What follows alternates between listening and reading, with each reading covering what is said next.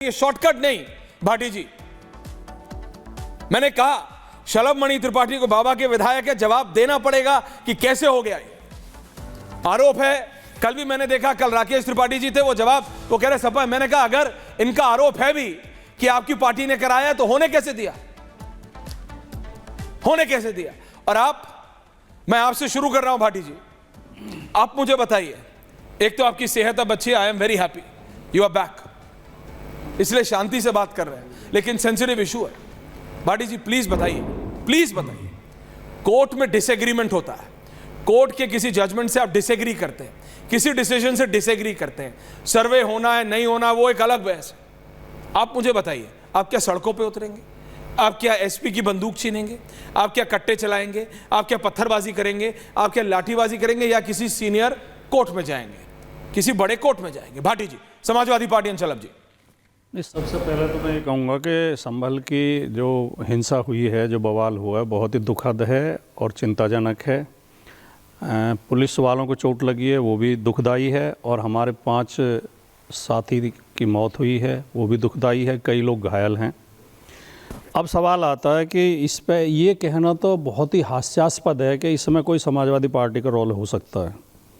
ये हिंसा पूरी तरह राज्य द्वारा प्रायोजित, राज्य सरकार द्वारा प्रायोजित और पुलिस प्रशासन द्वारा आयोजित की गई है। 1 बजे एक आदमी कोर्ट में एक अपील दाखिल करता है कि मुझे इस मस्जिद का सर्वे कराना, क्योंकि मुझे संदेह है कि इसके नीचे मंदिर है, और 3 बजे कोर्ट आदेश कर देता है, और 5:30 बजे सर्वे शुरू हो जाता है। अभी आप कह रहे थे कि ऊपर की कोर्ट में जाते, राष्ट्रपति के पास जाते, किसे टाइम दिया गया? फिर सर्वे हो जाता है, शांतिपूर्वक हो जाता है, लोग चले आते हैं, फिर 3 दिन 4 दिन बाद फिर दोबारा सर्वे। लेकिन बीच में एक और घटना होती है ना, सपा 7-2 से हारती है, उसको स्किप नहीं करते बस, क्योंकि आप क्रमबद्ध तरीके से बता रहे हैं, तो इसलिए बस मैं उसमें कह रहा हूं स्किप नहीं करते। सपा हारती है नहीं, मतलब हो नहीं सकता, हुआ ना सर, 7-2 से हारी सपा बाई इलेक्शंस जी जी। एंड प्लीज कंटिन्यू जी। हो सकता है आपके पास कोई ऐसे स्रोत हो, तो ये भी हो सकता है ये भी कड़ी इससे जुड़ी हुई हो, क्योंकि समाजवादी पार्टी 7 जगह हारती है बेईमानी से। पुलिस के द्वारा लाठियां बजाई जाती हैं, वोटर्स को वोट नहीं डालने दिया जाता, बूथ कैप्चर किया जाता है। हो सकता है इस धांधली को बचाने के लिए भी ये हिंसा कराई गई हो। आप कह रहे हैं, मैं नहीं कह रहा, मैंने नहीं जोड़ा उसे आप जोड़ रहे हैं। हो सकता है उत्तर मैंने क्या जोड़ा है वो आप जानते हो, आप उसमें क्या जोड़ रहे हो, अपना एंगल वो अलग है, ठीक है, वो जनता देख, ठीक है, कोई बात नहीं, आप बोलिए, तो जितना आप बोलिए ना, जनता को डिसाइड करना। मुझे बोलना कृपया, मैं बहुत ही पॉइंट वाइज कह रहा हूँ जी, प्लीज। देखिए, एक माहौल बना, भीड़ को उकसा देना बहुत आसान होता है। माहौल किसने बनाया, क्लियर से बात करते हैं। जिला प्रशासन ने, पुलिस ने और एसपीडीएम ने, पार्टी ने। जो पत्थर फेंके गए हैं या भीड़ की तरफ से जो हिंसा की गई है, कतई मैं और मेरी पार्टी उसका समर्थन नहीं करते। हाथ जोड़ के नागरिकों से अपील करते हैं कि शांति बनाए रखें। आपके साथ थोड़ी बहुत जाति भी हो रही है तो भी धैर्य बनाए रखें, शांति बनाए रखें। कोर्ट के ऊपर और कोर्ट है, उनके ऊपर विश्वास रखें, देश में संविधान है। लेकिन आम भीड़ को इस तरह समझाना आसान नहीं हो, तो भीड़ को उकसाना बहुत आसान है। ये आम भीड़ थी, भीड़ के लिए कहा जाता है मोब जो होती है ना, मोब अंग्रेजी में वो कहते हैं, माइंडलेस पीपल्स को मोब कहते हैं। बिल्कुल जी, वो दिमाग यूज ही नहीं करते।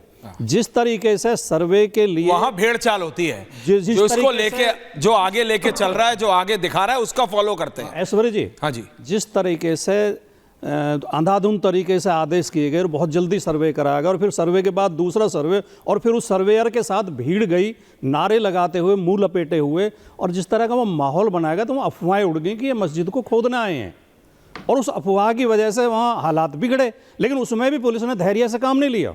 पुलिस धैर्य से और समझदारी से काम लेती तो इतनी हिंसा नहीं होती। पुलिस ने सीधे गोलियाँ चलाई हैं, छाती में, सिर में गोलियाँ मारी गई हैं। ये बहुत ही चिंताजनक है शलभ जी। ये बहुत ही, भारतीय जनता पार्टी को शांति पसंद नहीं है। भारतीय जनता पार्टी बवाल चाहती है, हिंसा चाहती है, अपनी वोट के लालच में देश की शांति भंग करना चाहती है। अगर इस जो सरकार सत्ता में हो वो अपने प्रदेश में ऐसे करा के अपने ऊपर, क्योंकि देखिए आप जो भी कर लीजिए। आखिरी एक वाक्य और, ओके, बोलिए फिर मैं आगे बढ़ता हूं। इस देश में प्लेसेस ऑफ वर्शिप एक्ट 1991 भी मौजूद है, जो कहता है कि 1947, लेकिन उसके अंदर एएसआई अंडर वाले नहीं है, वो कल बात हो चुकी है, एएसआई वाले पे वो लागू नहीं होता।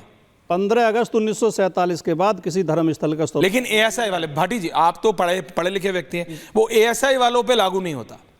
एएसआई वाले, देखिए मैंने तो कल एक इन प्रिंसिपल सवाल पूछा था शलमणि जी, आरएसएस जिसके बारे में भाटी जी या उनके पार्टी के नेता कौन से ऐसे शब्दावली है जो इस्तेमाल करते हैं, उनके प्रमुख मोहन भागवत जी ने कहा था, ये कोई इनके चहीते तो है नहीं सपा वालों के, आरएसएस बीजेपी की पॉलिटिकल आइडियोलॉजी रही। आप भी इतने वरिष्ठ पत्रकार रहे हैं चलब जी, मोहन भागवत जी ने क्या कहा था कि हर मस्जिद में शिवलिंग ढूंढने की जरूरत नहीं है, रामलला विराजमान हो चुके हैं।